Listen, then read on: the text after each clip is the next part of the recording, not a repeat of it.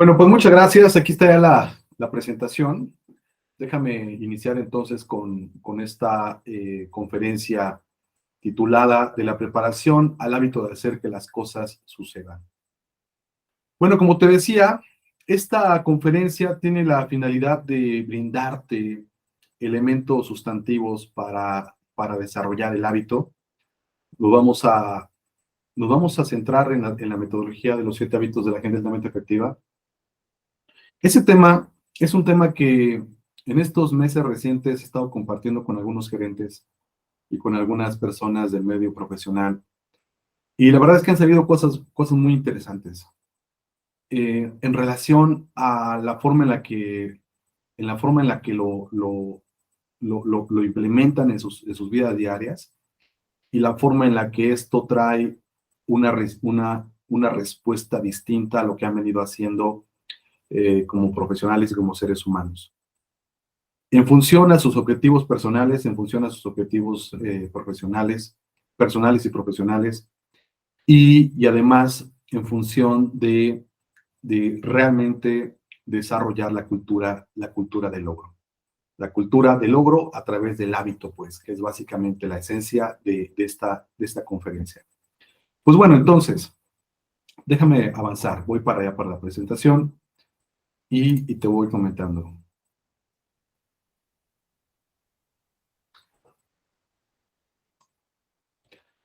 Como te decía, esta metodología, bueno, esta conferencia está basada en la metodología de los 7 hábitos de la gente altamente efectiva del autor de Stephen Covey. Y pues bueno, déjame platicarte de qué se trata. Empezando con estas premisas. Los 7 hábitos como base de una cultura de desarrollo. Estas premisas, ya sabes que me gusta iniciar con estas frases que ayudan a dimensionar, a hacer conciencia, a pensar, a aterrizar los conceptos, digamos, los elementos que vamos a estar desarrollando en un momentito más. Y este primero es, siembra un pensamiento, cosecha una acción. Siembra una acción, cosecha un hábito. Siembra un hábito, cosecha un carácter. Siembra un carácter, cosecha un destino. Dice un proverbio. Fíjate, cómo vamos desde un pensamiento a un destino. Empezamos con sembrar un pensamiento y llegamos con cosechar un destino. Date cuenta cómo gran parte de lo que nos pasa, de lo que nos sucede y de las cosas que nosotros hacemos que sucedan, están determinadas por nuestros pensamientos, están determinadas por lo que nosotros en algún momento hacemos pasar por nuestra imaginación, por nuestros pensamientos. Esa imaginación, esos pensamientos van fermentando en acciones, y esas acciones reiteradas una y otra vez, constantes, perseverantes, desarrollan hábitos. Y esos hábitos, una vez que se cosechan esos hábitos, se forma un carácter, una disciplina, ¿cierto? Y cuando nosotros forjamos esa disciplina, cuando nosotros somos perseverantes, constantes, carácter para desarrollar esa disciplina, entonces es cuando se dice que cosechamos un destino. Así que me gusta empezar con esta frase porque creo que si realmente nosotros queremos diseñar, construir nuestro destino, nuestro futuro, tenemos que empezar a anotar y a tomar en cuenta qué es lo que estamos haciendo pasar por nuestra mente, por nuestros pensamientos. Te he platicado en algunos talleres que hay ciencia que dice que los seres humanos tenemos aproximadamente 60,000 pensamientos al día, ¿sí? De esos 60,000 pensamientos, según la ciencia moderna, bueno, la neurociencia, dice que el 90% aproximadamente, más o menos, el 90% son pensamientos negativos. Es decir, 54,000 pensamientos al día son negativos. Y de esos 60,000 pensamientos al día, el 98% de los pensamientos son los mismos día a día. Es decir, solamente 2% de nuestros pensamientos diarios son diferentes cada día, a diferencia de los días anteriores. ¿Qué quiere decir esto? Que abundan los mismos pensamientos en nuestra mente, que de esa abundancia, la mayor parte, el 90% de los pensamientos son negativos, Y si nuestros pensamientos son negativos, en consecuencia, esos pensamientos negativos nos generan inacción o nos generan acciones negativas, nos generan acciones que consecuentemente nos llevan a un círculo vicioso, tóxico, etcétera, puede ser, ¿no? Entonces, eh, ¿qué podemos nosotros notar aquí? ¿Qué podemos distinguir, hacer consciente, pues? Para darnos cuenta que los pensamientos importan hacia la cultura del logro, hacia la cultura del desarrollo de nuestros hábitos, hacia la cultura de la preparación. Nuestros pensamientos importan y debemos preparar nuestros pensamientos, debemos tener cuidado de qué es lo que le ponemos. En alguna ocasión leí un ejemplo de que es como si te tomaras un café diario. Imagínate que en ese café tú lo preparas, ¿sí? Tú lo preparas, pero hay un momento donde te descuidas y a ese café, pues otras personas, y llámese familiares, llámese personas ajenas, llámese personas del trabajo, personas de cualquier persona, ¿no? Pues llegan y le ponen ahí ese café, pues lo que le quieran poner, ¿no? Cualquier otra sustancia, no sé, a lo mejor se me ocurre mayonesa, cápsula, se me ocurre, quizás a lo mejor algunos le ponen canela, dulce, que vaya en función de lo que debe tener ese café, ¿no? Canela, miel, a lo mejor, no sé, eh, azúcar mascabada, quizás a lo mejor, chocolate puede ser también, ¿no? Pero otros le van a poner cosas que van totalmente contrarias a lo que debe de permanecer en ese café, ¿no? Entonces, a lo que voy es, si alguien llega y le pone mayonesa, le pone aceite, le pone no sé, katsu, y cuanta más cosa que quieras que no vaya con un café, cómo te sabrá ese café? Por supuesto que te va a saber mal, ¿cierto? Te va a saber mal. Pues bueno, así nuestros pensamientos, nosotros permitimos a diario, aceptamos consciente e inconscientemente, que las demás personas vengan y pongan lo que quieran, ¿sí? Pongan lo que quieran. Solo que no tenemos esta capacidad de gusto para saber qué es amargo y qué sí es dulce, y qué sí va en equilibrio con lo que nosotros queremos y pretendemos. No tenemos esa capacidad porque no tenemos la mente entrenada. Tenemos que estar atentos, tenemos que hacer el esfuerzo para que nuestra mente esté más atenta para distinguir cuáles son esos pensamientos que quiero, cuáles son los pensamientos que permito, cuáles son esos pensamientos que prevalecen en mi día a día. No digo que vaya a ser perfecto, pero el esfuerzo se hace y la diferencia se puede lograr, ¿cierto? Muy bien, muchas gracias. ¿Qué más? Los hábitos son como hebras. Si días tras días los trenzamos en una cuerda, pronto resultarán irrompibles. Bueno, pues creo que si nosotros, como lo decía atrás, somos constantes y perseverantes, formaremos un carácter, una disciplina, y así entonces, una vez que nosotros desarrollamos una disciplina en relación a lo que queremos lograr, en relación a lo que queremos cambiar, creo que eso se va a fortalecer. Todo se fortalece, todo hace músculo, ¿cierto? Y todo, una vez que se hace fuerte, es difícil de romper. Pero ojo, porque también hay hábitos tóxicos, hábitos negativos que nos hacen daño y que también sin querer queriendo, o bien sin querer queriendo o queriendo, lamentablemente, a veces desarrollamos y fortalecemos, ¿cierto? Y eso permea en una toxicidad en nuestras vidas. Eso también se trenza y también es difícil de quitar. Por ello debemos estar atentos a qué hábitos son realmente los que estamos desarrollando en nuestro día a día. De esos hábitos, cuáles hábitos son tóxicos, cuáles hábitos son nutritivos, cuáles hábitos son virtuosos y que están en sincronía con lo que yo quiero realmente. Porque recuerda que si nosotros día a día hacemos lo que buscamos para nosotros, entonces eso se va a fortalecer, ¿sí? Muy bien, muchas gracias. ¿Qué más? La fuente de la alegría debe brotar en la mente y quien conozca tampoco la naturaleza humana, como para buscar la felicidad en cualquier cosa que no sea su propia disposición, malgastará su vida en esfuerzos infructuosos y multiplicará las aficiones que se propone suprimir. Samuel Johnson, perdón. Bueno, pues básicamente lo que platicaba hace un momento, la fuente de la alegría debe brotar de la mente y quien conozca tampoco la naturaleza humana como para buscar la felicidad en cualquier otra cosa que no sea su propia disposición. Es decir, busca la felicidad en tu propio corazón, en tu propia mente, en tu propia imaginación, en tu propia conciencia, pues, como lo quieras llamar. No la busques, no la busques fuera, la felicidad está dentro. Yo creo que todos hemos sabido que la felicidad es diferente para cada quien, ¿cierto? A cada quien le es feliz eh, algo de la vida de manera totalmente diferente, ¿sí? Es decir, todos tenemos algo diferente de lo que nos hace felices, ¿cierto?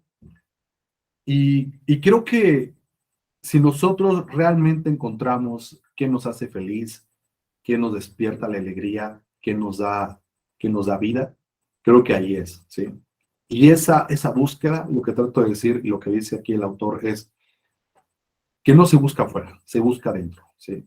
Esa felicidad se busca dentro, tienes que encontrarla y saber qué es lo que te da felicidad y en consecuencia conectar con ello, porque es ahí donde está la fuerza, ahí donde están tus virtudes, donde están tus convicciones, donde está realmente la vida, ahí es, donde está tu felicidad. Estate atento al entusiasmo cuando surja, detecta finamente de dónde y por qué surge. Ahí está tu sanación, transformación y camino, dice Alex Rovira, también un autor muy bueno, de español, por supuesto. Y él dice que estemos atentos a nuestro entusiasmo, porque cuando surja el entusiasmo, cuando venga el entusiasmo, que nosotros nos notemos entusiasmados, dice ahí, eh, detecta finamente de dónde viene y por qué surge. Es decir, qué lo detonó y por qué surgió. Ese entusiasmo, porque ahí está tu sanación. ¿A qué se refiere con sanación? Ahí está tu motivación, ahí está tu energía, ahí está tu energía vital, ahí está lo que te da vida, lo que te acabo de comentar hace un momento. Ahí está tu transformación. ¿Por qué? Porque ahí está lo que te va a hacer cambiar, ahí está lo que te va a hacer mejorar como ser humano, ¿sí? Y camino, ¿por qué? Porque ahí es donde está tu destino, ahí es donde está tu razón de ser, tu misión de vida, el por qué estás aquí en esta vida, ¿cierto? Entonces el entusiasmo es un tema que viene espontáneo, que viene natural, de las cosas que a nosotros nos importan, de las cosas que a nosotros tienen que ver con nuestra energía y motivación, tienen que ver con lo que nos importa, nuestra transformación, y tiene que ver con nuestro camino, misión de vida, que es el camino, como dice Ale Rovira. Por ello, es importante darte cuenta de dónde está tu entusiasmo. Si algo si algo no te entusiasma, entonces toma nota, porque entonces ahí no es. Tiene que haber entusiasmo. ¿Sí? Entusiasmo, entusiasmo en todo lo que hagas, entusiasmo en tus propósitos, en tus metas, en lo que quieras, ¿sí? En lo que quieras, debes encontrar ese entusiasmo, porque cuando tú te sientas entusiasmada, entusiasmado, ahí entonces date cuenta, porque ahí estará tu sanación, transformación y camino.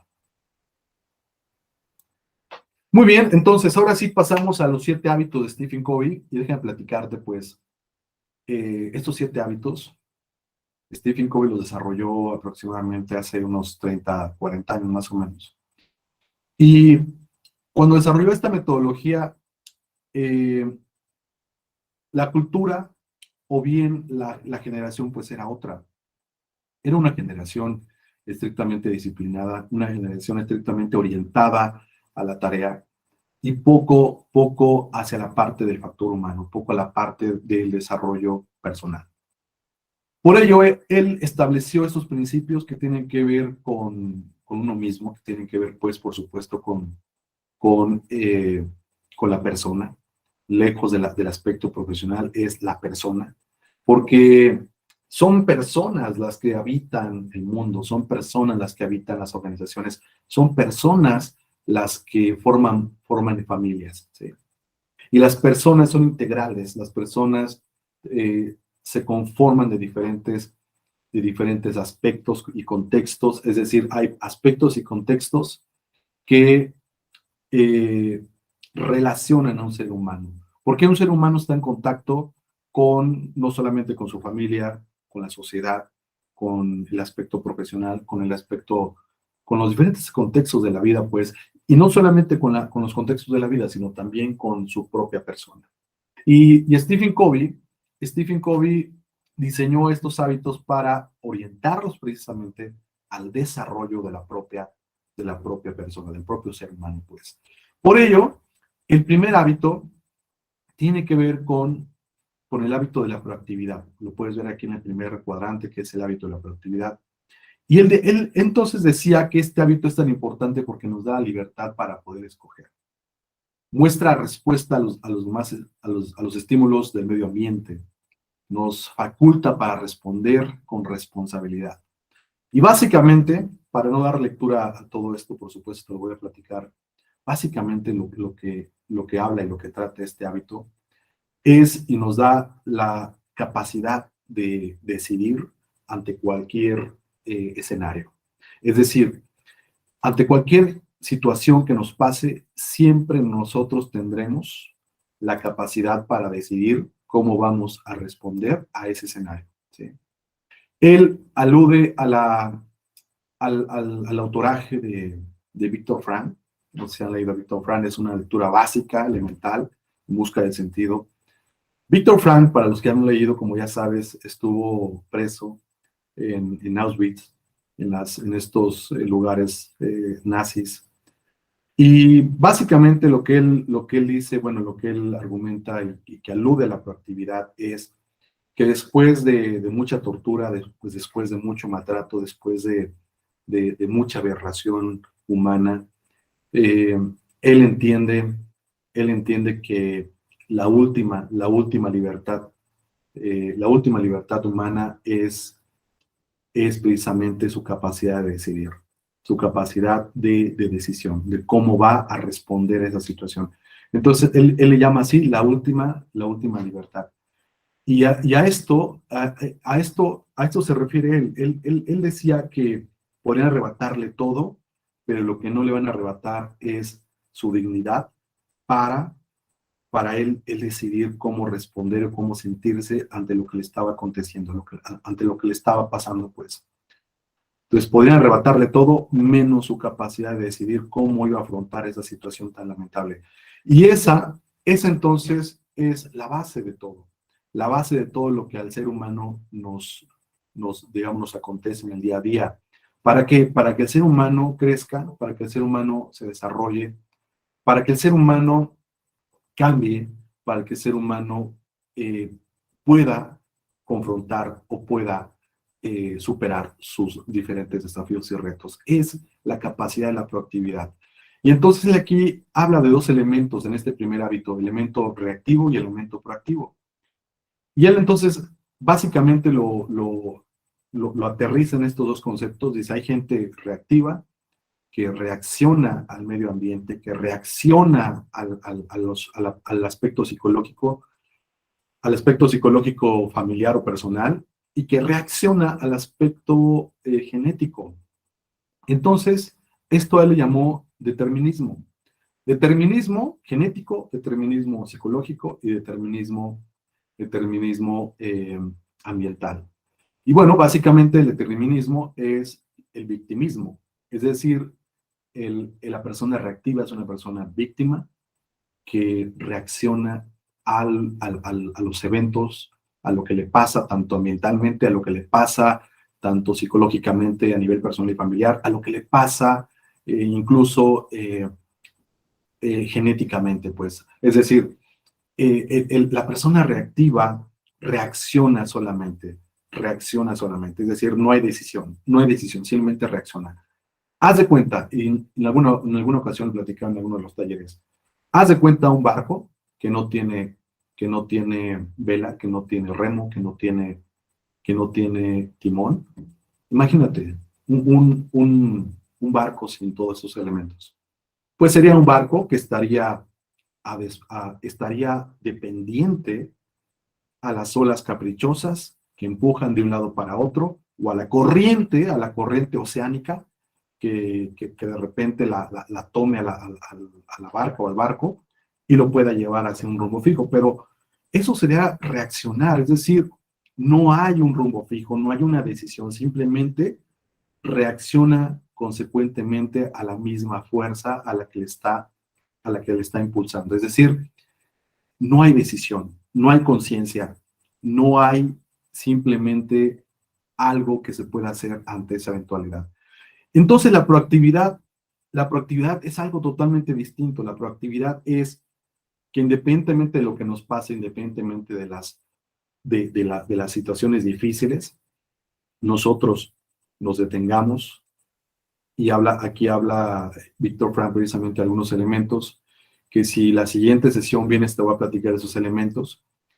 El elemento principal es la imaginación. Dice, la imaginación te va a ayudar, y Víctor Frank decía, cuando a mí me castigaba, bueno, no era tanto castigo, era tortura, porque castigo es porque lo mereces, o no tanto porque lo mereces, sino porque hay un supuesto de lo que lo mereces, ¿no? Pero decía Víctor Frank, cuando a mí me torturaban, yo imaginaba cómo iba a ser mi vida después de esa tortura. Yo imaginaba estando con mis alumnos, compartiéndole lo fuerte que fue esta experiencia, lo difícil que fue esta experiencia, lo desagradable, lo feo que estuvo esto, pero voy a estar en un futuro compartiendo con mucha gente para que esto no vuelva a pasar, para que no vuelva a llegar gente así como esta gente que está haciendo esto. Entonces él se imaginaba cómo iba a ser su vida en el futuro, cómo iba a ser su vida después de eso. Entonces esto, por supuesto, le ayudaba la imaginación a tomar una actitud totalmente diferente. Aludía precisamente a la proactividad. Entonces la proactividad es tan importante en la vida porque nos ayuda a decidir de manera proactiva, es decir, de manera que nosotros busquemos una solución, busquemos diferentes opciones y no simplemente reaccionemos. No simplemente reaccionemos, sino que con ayuda de la imaginación, que es el primer elemento de 4, si viene la siguiente semana, perdón, ya te comentaba, si viene la siguiente parte de entrega, te voy a tener la siguiente parte de esta conferencia. Ahí te voy a platicar de esos elementos. Perdón. Entonces, la proactividad nos ayuda a confrontar los retos, nos ayuda a confrontar la vida, nos permite tener esa longanimidad, es decir, esa capacidad para ir confrontando situaciones difíciles sin perder el ánimo, sin perder la esperanza, sin perder la motivación. Eso nos da la proactividad. Perdón. Eso nos da la proactividad. Muy bien, entonces por ello el primer hábito de la proactividad es tan importante porque nos ayuda a responder de manera diferente, en la cual la situación no nos controla, sino nosotros controlamos a la situación, sino que el destino no nos lleva por donde él quiera caprichosamente, sino que nosotros decidimos constructivamente y proactivamente por dónde queremos ir y hacia dónde queremos ir. Entonces la proactividad es, siguiendo la analogía del barco, ya para terminar con este elemento, la proactividad es ponerle velas, es ponerle timón a ese barco para que nosotros poder hacer empujar al barco con el viento y además con el timón poder conducir ese barco. ¿Para qué? Para ir al destino que tú quieras y no estar dependiente de las olas caprichosas o de las corrientes marítimas. El siguiente es comenzar con un fin en la mente, es decir, siempre es importante que lo que hagas en la vida personal, profesionalmente o familiarmente, siempre empecemos con un fin en la mente. ¿Qué es empezar con un fin en la mente? Es empezar con un propósito en la mente, con algo que lograr, con algo que hacer. Y algo que yo te recomiendo aquí es que diario que te levantes, de hecho, Stephen Covey, bueno, en aquel entonces, y ahora otro de los autores gurús del logro de objetivos, que es Tony Robbins, habla precisamente de una metodología Prime. Esta metodología Prime dice es que los primeros 3 o 5 minutos después de que te despiertas, los dediques a pensar, exclusivamente a pensar en cómo quieres que sea tu día y qué es exactamente lo que quieres lograr en ese día. no te trates de irte a lo grande, es decir, bueno, perdón, retiro mis palabras, porque se escuchó creo que un poquito limitativo. Retiro mis palabras, más bien, me quiero referir a que no irte a querer abarcar mucho. Esa es la palabra correcta, ¿sí? No abarcar mucho, sino con dos o tres cosas sencillas, básicas, como lo decíamos hace un momento, poco a poco, si tú juntas los hilos, se van a ir entrelazando y se va a formar un lazo muy, muy, muy fuerte y mucho más poderoso, por supuesto, ¿cierto? Pero a lo que voy es de que si nosotros, granito con granito, vamos contribuyendo a lo que queremos lograr, día a día podremos hacerlo, ¿sí? Con constancia, con perseverancia. Pero básicamente aquí entonces es empezar con esos 3 minutos, 5 minutos, con un fin en la mente es tener, no tratar de abarcar mucho, sino tener dos o tres elementos de los que puedes lograr hacer o cómo quieres que sea tu día. Y con eso basta. Es más, si quieres uno, pero que sea uno diferente cada día, ¿sí? Y así entonces, pues imagínate, en un año, pues cuántos logros no vas a tener, ¿cierto? De tantos días que tiene el año. El siguiente, el siguiente principio o hábito es poner primero lo primero. Y básicamente aquí es aprender a priorizar. Aprender a priorizar de lo importante y de lo urgente. Y de las cosas triviales, pues simplemente desecharlas o delegarlas. Pues todos tenemos una agenda muy apretada, todos tenemos muchas cosas que hacer en el día, ¿cierto? Pero es importante que aprendamos a priorizar, que nunca esté lo que no importa por encima de lo que sí importa. ¿Qué importa para ti? ¿Qué es lo más importante? ¿Qué es lo más importante para ti en la vida? ¿Qué es lo más importante? Imagina entonces si fuera, si fuera nuestro último día, no voy a decir de vida porque es muy, yo creo que un poco depresivo pensar en ello, pero lo que voy es, imagínate que te vas a ir a otro planeta, te vas a ir a otro mundo, nos acaban de seleccionar a todos los que estamos aquí para irnos a otro planeta, imagina esto, ¿no? Qué padre sería, ¿no? Porque haríamos como que un ambiente bien padre, ¿no? Pero bueno, imagínate que te vas a ir a otro planeta y entonces te dicen que puedes llevar contigo lo que más te importa en la vida. ¿A quién llevarías, no? Puedes llevar contigo lo que más te importa en la vida. ¿A quién llevarías? ¿Qué es lo que más te importa en la vida? ¿Cuáles son tus prioridades? ¿Sí?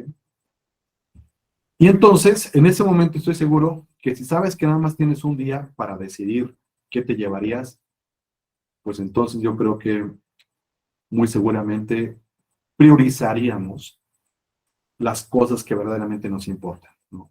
Lo que sea, lo que te importe más. Y siempre debe prevalecer en todo lo que hagas, lo que más te importa. Y esto es muy importante porque puede ser, sí, en efecto, la familia es muy importante, eso sí, indiscutible. Familia, ¿sí? Familia, no sé, tu vida profesional puede ser también, tu deporte, no sé, también puede ser, tu hobby, lo que gustes y mandes, pero siempre, siempre muy importante que lo que más te importa debe de prevalecer siempre en todo lo que hagas, en las decisiones familiares, en las decisiones personales, en las decisiones de pareja, y en las decisiones de pareja más importante, hacer confluir los caminos, por supuesto. En las decisiones laborales, siempre es importante que tomes decisiones tomando en cuenta lo que más te importa. Por eso dice Stephen Covey, poner primero lo primero. Porque así entonces iremos avanzando en la vida de manera integral, de manera ecológica, de manera equilibrada. Es decir, iremos avanzando en nuestras vidas de manera en la cual nos sentiremos completos, porque nada nos hará falta, nada nos estará faltando porque todo estará ahí con nosotros, eh, todo estará en donde debe de estar para nosotros, porque nosotros le damos esa atención, porque nosotros le damos ese tiempo, porque nosotros le damos ese interés y esa atención, ¿cierto? Y entonces aquí hablamos de calidad y de cantidad. Es decir, dale cantidad y dale calidad a lo que verdaderamente te importa. Eso siempre será lo que te dará motivación, lo que te dará entusiasmo, lo que te dará impulso. Por ello es importante que siempre pongamos primero lo primero, ¿sí? Primero lo primero. Es poner lo que más nos importa primero, ya sea en tus decisiones de trabajo, decisiones personales, de negocio, etcétera, en todo, recuérdalo. Lo siguiente es pensar ganar, ganar. Creo que nos han enseñado mal en algunas universidades o escuelas o algunos temas. Nos han enseñado que para ganar otro tiene que perder. Creo que no es así. Creo que no es así y creo que es una mala analogía o bien una mala metodología. Tiene que haber un ganar-ganar, tiene que haber una intención ganar-ganar. En todo lo que hagamos. En la relación familiar, por supuesto, debe imperar el ganar-ganar. En la relación de pareja debe imperar el ganar-ganar. En la relación laboral, imperar siempre el ganar-ganar. Porque él es el justo equilibrio del universo, es mantener la ecología de tu ecosistema, es mantener en equilibrio todo. Por eso es importante siempre comunicarnos asertivamente, siempre escuchar, siempre tratar de hacer que tanto la otra persona gane como yo gane, en todos los contextos posibles, ¿sí? Esto, por supuesto, retribuye a tu vida, por supuesto que sí, porque si tú das, entonces recibes, porque si el otro gana también, entonces también ganas, y si ambos ganan, entonces prevalece la prosperidad. Ese es el equilibrio del universo, ganar, ganar, recuérdalo. Siempre habrá una forma de establecer esta relación, comunicándonos, escuchando, siendo flexibles, aceptando y muy importante, siempre viendo, no solamente por ti, sino también por otra persona. Buscar comprender primero y después comprender después, y después ser comprendido, perdón. Es decir, este quinto hábito es y tiene que ver con la capacidad de ser empáticos, la capacidad de ser humanos, de ser sencillos, de tocarnos el corazón, de estar siempre atento a lo que a las demás personas les pasa también, es decir, no solamente a ti, sino también a los demás. Porque en la medida en la que nosotros estamos atentos, en la medida en la que nosotros estamos en esta digamos, dinámica de comprender, de empatizar, de entender, de ayudar, de dar la mano primero, creo que es al mismo tiempo en el que nosotros seremos y tendremos eso. Es decir, es la perfecta relación de esta analogía tan bonita que es que lo que tú cosechas, perdón, lo que tú siembras cosechas, ¿no? Lo que tú siembras cosechas.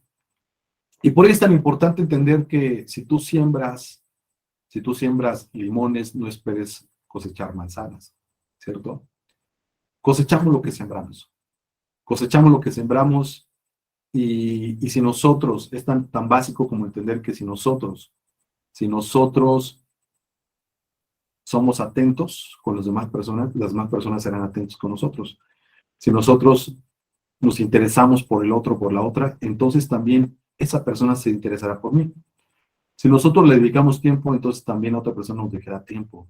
Si nosotros comprendemos, entonces también nos van a comprender. Si nosotros la tomamos en serio, también nos tomará en serio. Si nosotros damos tiempo para otra persona, también otra persona dará tiempo para nosotros. Es decir, date cuenta, es esto, es esta relación. Primero comprender para después ser comprendido. Es decir, es dar el paso primero, es dar la mano primero, es confiar primero para que la otra persona lo haga también, por supuesto, ¿cierto? Lo haga también, por supuesto. Entonces, creo que si nosotros, la humanidad en general, lo hiciéramos, muchos problemas desaparecerían.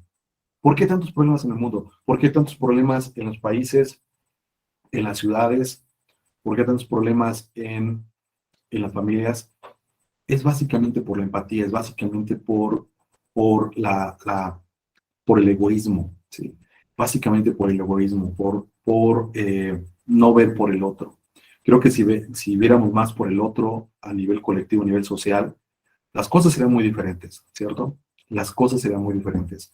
Por ello es muy importante siempre dar la mano primero, comprender primero, ayudar al otro, y después la vida te lo va a retribuir. La vida es muy, muy justa con este aspecto. Sea amable, sea amable, sea amable con todo el mundo.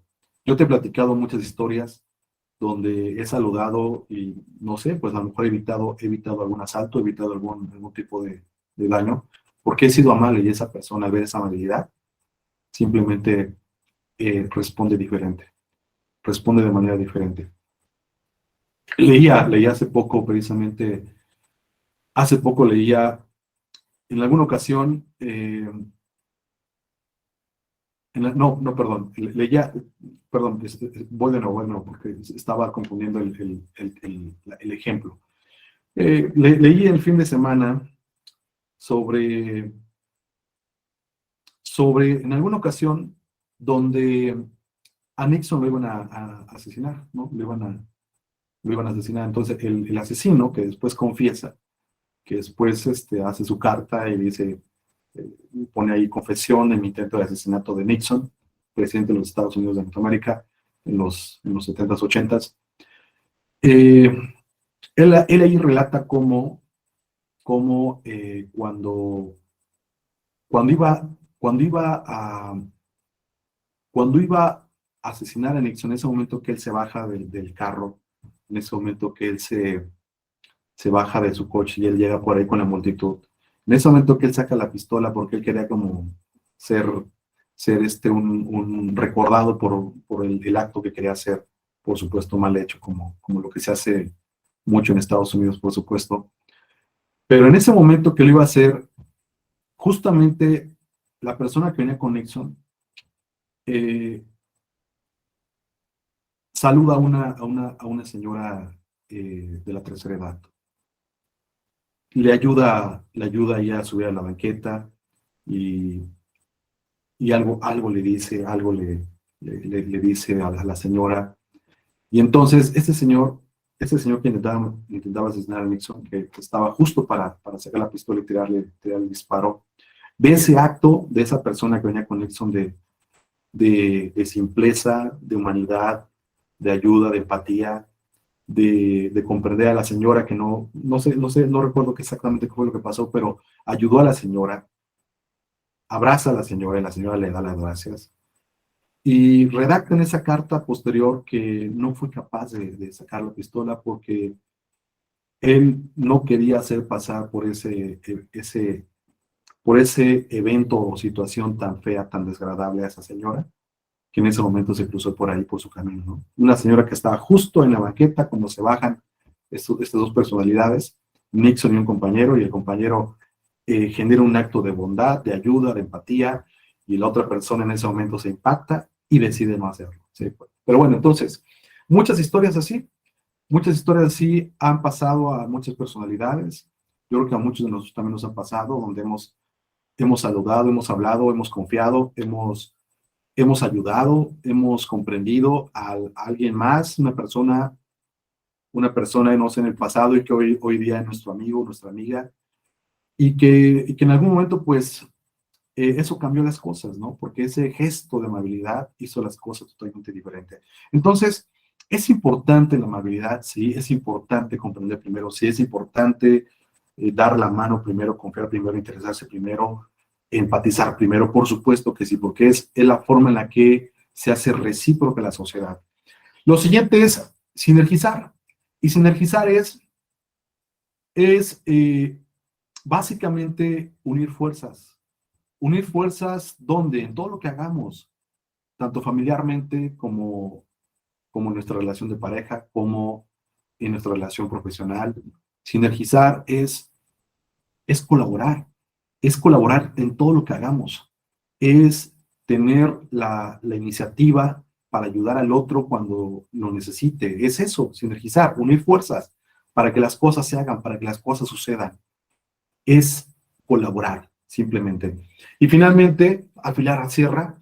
Y afilar la sierra pues es eso, como lo dice Stephen Covey, es darnos un tiempo para sacarle filo a la sierra, es decir, a nuestra persona, darnos un tiempo que en nuestra semana o en nuestro día a día, mucho mejor si puedes y si es posible, dediquemos un momento ¿para qué?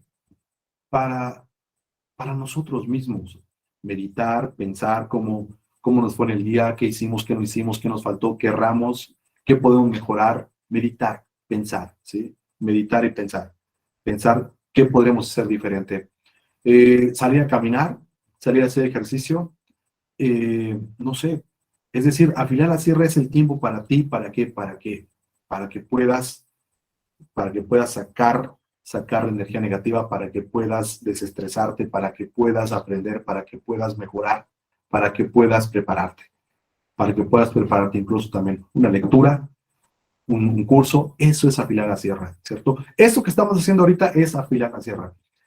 Perdón, Sandrita, vi que levantaste la mano. ¿Tienes una pregunta?